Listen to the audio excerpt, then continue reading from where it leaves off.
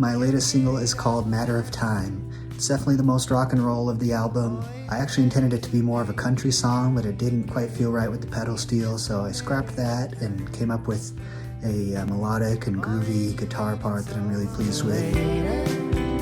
The song is an expression of my fear at the time that certain people in my life would look at me differently since I no longer believed in a Mormon church. Particularly my wife. She and I were married in a Mormon temple ceremony, and the expectation was that we would be active participants in the church.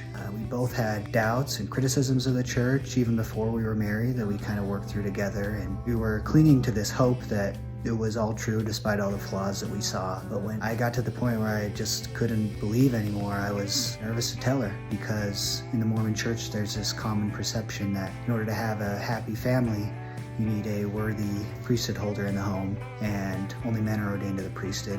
And I didn't know how much of that she had internalized. But fortunately, she was experiencing a lot of the same things that I was, so I didn't need to be so anxious, but this song was written at a time when there was a lot of uncertainty around that topic.